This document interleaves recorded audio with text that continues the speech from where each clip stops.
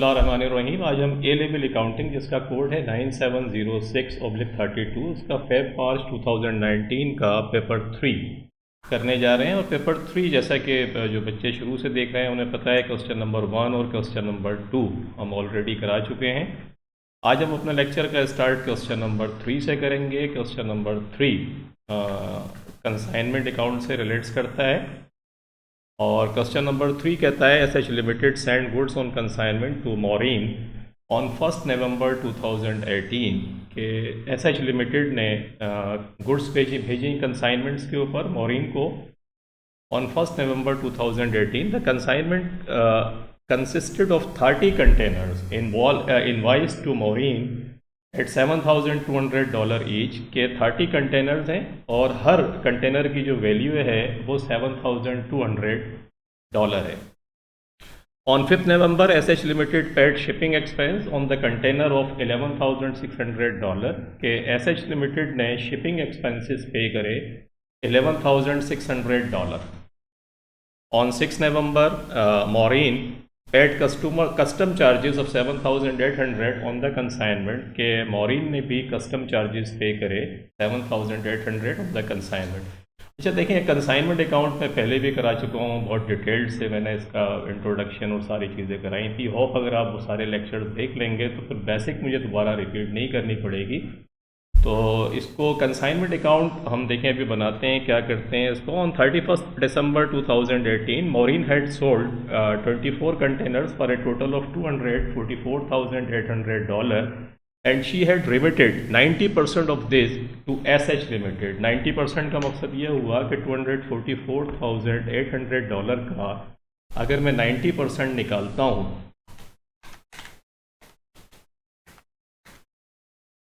तो ये बनता है 220,320। तो ये इसने माल बेचा और उसका 90% एसएच लिमिटेड को भेज दिया। Maureen is entitled to a 5% commission from SH limited on all container sold कि जितने कंटेनर्स बिकेंगे उसके ऊपर 5% कमीशन उसको मिलेगा। इसका मकसद हुआ 244,800 का इसने कंटेनर बेचे हैं, इसका अगर मैं 5% कमीशन निकालूं तो 244,800 का 5% कमीशन जो बनेगा वो 12,240 बनता है। ये इसका कमीशन हो गया जो इसका कमीशन मिलेगा। कहता है calculate the value of closing inventory के क्लोजिंग इन्वेंट्री की वैल्यू कैलकुलेट करें। देखिए, क्लोजिंग इन्वेंट्री का मकसद ये हुआ कि एक्चुअली ये 30 कंटेनर्स थे, आप देख रहे होंगे यहाँ पे 30 में से 24 जो है वो बिक गए। इसका मकसद हुआ कि 30 में से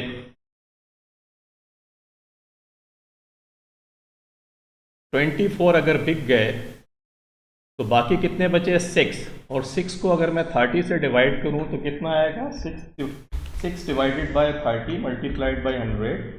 तो ये आपका यानी 20% का मकसद हुआ कि आप ये समझें कि 1/5। तो 1/5 जो है वो एक्चुअली बिकने से बच गया। जैसे हम क्लोजिंग इन्वेंट्री कहते हैं। कंसाइनमेंट के ऊपर जो एक्सपेंसेस खर्च होते हैं, जैसे यहाँ देखें दो एक्सपेंसेस हैं, एक 7,200 का एक्सपेंसेस है, बल्कि ये $11,600 का एक एक्सपेंस है जो शिपिंग एक्सपेंस पे किया, वो एसएच लिमिटेड ने पे किया था। लेकिन ओवरऑल कंसाइनमेंट के ऊपर ये खर्चा आया है। इसी तरीके से अगर आप कस्टम चार्जेस देखें तो कस्टम चार्जेस 7,800 है और ये टोटल कंसाइनमेंट के ऊपर है 30 कंटेनर्स के ऊपर। हमारे पास क्योंकि 6 बाकी बचे हैं जो मैंने अभी आपको बताया है कि ये 1/5 बनता है 20%। तो हम जब क्लोजिंग इन्वेंट्री कैलकुलेट करेंगे तो इसका हम 1/5 ले लेंगे उठा के, क्योंकि क्लोजिंग इन्वेंट्री 6 कंटेनर बाकी बचे और 6 का जो 1/5 है वो उसका पार्ट बनेगा कॉस्ट का। तो ये ध्यान में रखिएगा, 6 कंटेनर बचे हैं आपके पास। अब हम इसको कैलकुलेट करने के लिए आएंगे तो देखें आसान है। 6 container, the closing inventory is valued at, closing inventory को वैल्यूड किस तरीके से कर रहे हैं वो आप देख लें कि अनसोल्ड कंटेनर्स कितने हैं। 6 कंटेनर हैं, $7,200 के हिसाब से ये $43,200 बने। और जैसे मैंने 2 एक्सपेंसेस आपको बताया था, शिपिंग एक्सपेंसेस और कस्टम चार्जेस जो थे, कस्टम चार्जेस मॉरिन ने पे करे थे और एसएच लिमिटेड ने शिपिंग चार्जेस, लेकिन शिपिंग एक्सपेंसेस, लेकिन ओवरऑल एक्सपेंसेस इतने आपके लगे। तो आप इसका वन फिफ्थ मैंने आपको बताया था कि 6 कंटेनर बाकी बचे हैं 30 में से, तो 20% मीन्स वन फिफ्थ, 100 का 20 वन फिफ्थ बनता है। तो वन फिफ्थ आपने जब निकाल लिया और इन दोनों को कैलकुलेट करके टोटल आपके पास $47,080 क्लोजिंग इन्वेंट्री वैल्यूएशन आपके पास आ गई। क्लोजिंग इन्वेंट्री वैल्यूएशन का मकसद है कि ये, क्योंकि देखिए टोटल 6 आपके पास बचे थे, उसका आपने 7,200 की कॉस्ट थी, उससे सिंपल मल्टीप्लाई करके आपने निकाल लिया। और बाकी जो 2 एक्सपेंसेस थे, तो लॉजिक यही है कि अगर और एक्सपेंसेस आपको दिए हुए हों तो जो बच गया है उसके रेशो निकाल लीजिएगा, और रेशो निकाल के फिर उसी रेशो से मल्टीप्लाई करके एक्सपेंसेस को आप एक्सपेंसेस ऐड कर दीजिएगा। आपके पास जो भी कॉस्ट आ रही है तो आपके पास टोटल इन्वेंट्री की कॉस्ट आ जाएगी। और ये मैं ऑलरेडी रिपीट कर रहा हूँ कि मैं पहले भी करा चुका हूँ, वो भी देख लीजिएगा जाके। उसके बाद सेकंड के अंदर आता है, कहता है कि prepare the following accounts in the books of accounts of SH limited की किताबों में बनाना है कंसाइनमेंट अकाउंट। देखिए कंसाइनमेंट अकाउंट को आप सिंपल इनकम स्टेटमेंट की तरह ट्रीट करें। लाइक क्रेडिट साइड जो है आपकी, उस पर आप सेल्स, आपके रेवेन्यू लिखें, और क्लोजिंग इन्वेंट्री, क्योंकि कॉस्ट ऑफ सेल्स, जितनी भी कॉस्ट आपके पास आ रही है वो सारी डेबिट साइड के ऊपर लिखें। और क्लोजिंग इन्वेंट्री आपको पता है cost of goods available for sales में से माइनस करते हैं, तो उसको क्रेडिट साइड के ऊपर लिखने लाके आप देखें। ये आपके पास क्लोजिंग इन्वेंट्री हमने कितनी निकाली थी, $47,080 हमने निकाली थी, वो आप देख रहे होंगे। ये बैलेंस शीट ही कंसाइनमेंट अकाउंट का जो बैलेंस है वो क्लोजिंग इन्वेंट्री है जो बिकने से बच गई है। हमेशा याद रखिएगा जो क्लोजिंग इन्वेंट्री हो उसको बैलेंस शीट ही कर दीजिएगा आप कंसाइनमेंट अकाउंट बनाते हुए। और जो सेल्स रेवेन्यू देखें, इस क्वेश्चन के अंदर दिया हुआ था ऑलरेडी आपको $244,800, इसको सिंपल क्रेडिट साइड के ऊपर लिखते हैं। और इनकम स्टेटमेंट अकाउंट की तरह, ऐसे इनकम स्टेटमेंट को आप टी अकाउंट के अंदर जब बनाएंगे तो डेफिनेटली सेल्स रेवेन्यू को आप क्रेडिट साइड के ऊपर लिखेंगे, कॉस्ट जितनी भी हो रही होगी उसको डेबिट साइड पर लिखेंगे, और एंडिंग इन्वेंट्री आप क्रेडिट साइड के ऊपर लिखेंगे। तो सेम इसी लॉजिक को अप्लाई करते हुए आपने सेल्स को क्रेडिट साइड पर लिखा। गुड्स ऑन कंसाइनमेंट आप किस तरीके से निकालेंगे, 30 आपके पास कंटेनर्स हैं, और 30 कंटेनर्स मल्टीप्लाइड बाई $7,200, तो इसको आप करें तो आपके पास $216,000 आपके पास आ जाएगा। शिपिंग एक्सपेंसेस यहाँ टोटल लिखिएगा, वहाँ तो क्योंकि क्लोजिंग इन्वेंट्री हम कैलकुलेट कर रहे थे तो हमने 1/5 निकाला था, लेकिन जब यहाँ आप कैलकुलेट करने के लिए आए तो यहाँ टोटल एक्सपेंस लिखिएगा। 2 एक्सपेंसेस हैं, चाहे कंसाइनर करे या कंसाइनी करे, जैसे एसएच लिमिटेड अगर खर्च कर रहा है या कंसाइनी हमारे बिहाफ पे खर्च कर रहा है, कंसाइनमेंट अकाउंट के अंदर आप दोनों एक्सपेंसेस को रिकॉर्ड कीजिएगा, क्योंकि वो टोटल कंसाइनमेंट का अकाउंट बन रहा है। तो ये आपने देखा कि आपने शिपिंग एक्सपेंसेस को लिख दिया, और कमीशन मैंने आपको कैलकुलेट कर बताया था, कमीशन भी एक्सपेंस है एक तरीके का कंसाइनर के लिए। कमीशन मैंने आपको कैलकुलेट करके $12,240 बताया था, तो देखें ये यहाँ पर आ गया $12,240। और कस्टम एक्सपेंसेस आपके पास ये आ गए। जब ये सब आप लिख लें तो क्रेडिट साइड है आपकी $291,880, इसमें से डेबिट साइड की जो चीज़ें हैं जो आपने लिखी इसको माइनस कर दें, जो डिफरेंस है एक्चुअली वो इनकम स्टेटमेंट के अंदर जाएगा कि ये आपका प्रॉफिट है। तो सिंपल लॉजिक है इसकी कंसाइनमेंट अकाउंट की, लाइक इनकम स्टेटमेंट की तरह आप इसको ट्रीट करें। और देखा आपने जिस तरीके से हमने बनाया, और ये बैलेंस शीट जो है वो बैलेंस बीडी बन जाएगा नेक्स्ट पीरियड के अंदर, ये भी आपने देखा। उसके बाद सिंपल लॉजिक है इसकी, और उसके बाद कहता है कि मॉरिन अकाउंट, आपको मॉरिन अकाउंट बनाना है। तो मॉरिन अकाउंट बनाने के लिए, अच्छा मॉरिन अकाउंट बनाने के लिए आप इसको सिंपल एक तरीके से ये शो करें कि लाइक ये इससे जो पैसा लेना है वो रिसीवेबल की तरह ट्रीट करें, इसने जितने एक्सपेंसेस करें वो आपको पे करने पड़ेंगे, तो इसके अकाउंट्स को आप क्रेडिट करें उठा के, जो पैसा इसके पास आया है, इसके पास से जो पैसा आपके पास आया उसको डेबिट करें और इसके अकाउंट को क्रेडिट करें। एक तरीके से आप ये समझें जैसे किसी कस्टमर के साथ आप डील करते हैं, तो सेम उसी तरीके से आप डील करें कंसाइनी के अकाउंट को। जैसे देखें ये सबसे पहले कंसाइनमेंट अकाउंट सेल्स से आपको पैसा, क्योंकि मॉरिन से ये पैसा आपको लेना है $244,800, इसलिए आपने इसको डेबिट साइड पर लिख दिया।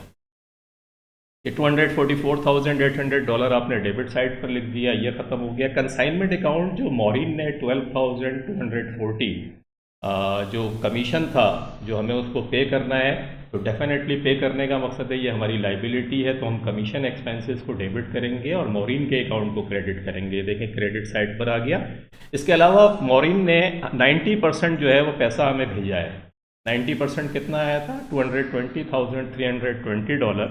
तो देखें ये आपके पास आया, आपने क्या करा, बैंक को डेबिट किया और मोरिन के अकाउंट को क्रेडिट कर दिया। इसी तरीके से कंसाइनमेंट अकाउंट कस्टम, जो कस्टम के एक्सपेंसेस थे, आपने क्या करा कि कस्टम एक्सपेंसेस को, जितने एक्सपेंसेस कंसाइनी आपके बिहाफ के ऊपर पे कर रहा है उन सबको आप डेबिट करेंगे और कंसाइनी के अकाउंट को क्रेडिट करेंगे, क्योंकि आप ये एक्सपेंसेस आप उसको पे करेंगे। तो ये कंसाइनमेंट अकाउंट कस्टम आपका मोरिन का अकाउंट क्रेडिट हो गया और हमने कस्टम एक्सपेंसेस को डेबिट कर दिया। उसके बाद डेबिट और क्रेडिट का आप डिफरेंस निकाल लें। क्योंकि डेबिट साइड ज़्यादा है, इसका मकसद है you have to receive from Morin, Morin से ये पैसा रिसीव करना है। अगर क्रेडिट साइड ज़्यादा होती तो इसका मकसद है मोरिन को पे करना है, जस्ट लाइबिलिटी अकाउंट की तरह जैसे आप ट्रीट करते हैं। अगर क्रेडिट बैलेंस ज़्यादा है तो इसका मकसद है पे करना है, और अगर डेबिट बैलेंस ज़्यादा है तो इसका मकसद है रिसीव करना है। सिंपल इस तरीके से इसको कर लिया आपने। आगे कहता है कैलकुलेट द प्रॉफिट पर कंटेनर। पर कंटेनर का प्रॉफिट बताइए, तो पर कंटेनर आसान है। टोटल प्रॉफिट आपने कितना कमाया था? कंसाइनमेंट अकाउंट के अंदर देखें $44,240 ये आपने प्रॉफिट कमाया था। तो $44,240 को आपने 24 कंटेनर, क्योंकि 30 कंटेनर्स थे, 30 में से 24 आपने बेचे, तो 24 से आपने इस टोटल प्रॉफिट को डिवाइड कर दिया, तो आपके पास कितना आ गया? $101,843.33 ये पर कंटेनर के ऊपर आपने प्रॉफिट कमाया। तो ये भी आपके पास आ गया। कहता है explain the closing balance on Morin account represents, के मोरिन अकाउंट का जो डेबिट बैलेंस है वो क्या रिप्रेजेंट करता है? बहुत सिंपल सी बात है, मैंने आपको बताया the debit balance on Morin account shows the amount payable by Morin, के मोरिन जो है जो अकाउंट्स हमें पेमेंट करेगा क्योंकि डेबिट अकाउंट है, और उसके अकाउंट को मोरिन को हम डेबिट जब करते हैं जब हमें उससे पैसा लेना होता है। डेबिट बैलेंस का मकसद है कि मोरिन जो है वो एसएच लिमिटेड को ये पेमेंट करेगा टू एसएच लिमिटेड। ये मैं आपको समझा के आ गया था। अगला कहता है explain two differences between a consignment and a joint venture. Consignment और जॉइंट वेंचर के दरमियान फ़र्क बताइए। देखिए ये भी बड़ा सिंपल है कि कंसाइनमेंट जो है वो तो एक तरीके से सारा कंट्रोल कंसाइनर के पास होता है, हम उसे कमीशन देते हैं। जॉइंट वेंचर का पर्पज़ ये है कि हम जॉइंटली तौर पे दो लोग मिलकर कोई काम कर रहे हैं, तो प्रॉफिट भी इक्वली या जो भी रेशो तय होगी उसके हिसाब से बटेगा। तो लॉन्ग टर्म ट्रेडिंग रिलेशनशिप होते हैं इसके, कंसाइनर और कंसाइनी लॉन्ग टर्म रिलेशनशिप के ऊपर काम कर रहे होते हैं, जबकि जॉइंट वेंचर किसी एक पर्टिकुलर पर्पस के लिए होता है। तो ये फ़र्क हो गया। प्रॉफिट यूजुअली कमीशन, कंसाइनी को हम प्रॉफिट कमीशन के तौर पर देते हैं, जॉइंट वेंचर के अंदर प्रॉफिट जो है वो शेयर्ड होता है आपस में। इन्वॉल्व्स कंसाइनर एंड कंसाइनी, इसमें कंसाइनर एंड कंसाइनी होता है। इन्वॉल्व्स को वेंचर्स, को वेंचर्स का मकसद है जो भी जॉइंट वेंचर्स जो लोग बिजनेस कर रहे होते हैं उनको हम को वेंचर्स कहते हैं। Control exercise by consignor, consignor का कंट्रोल होता है सारे का सारा। Both parties have control over decisions, के दोनों पार्टीज़ जो भी जितनी पार्टीज़ हैं जो जॉइंट वेंचर का बिजनेस कर रही हैं वो सब डिसीजन मेकिंग के अंदर शामिल। तो दैट वाज ऑल कंसाइनी और कंसाइनर। और देखें ये सवाल क्वेश्चन नंबर 3 हमारा ख़त्म हुआ।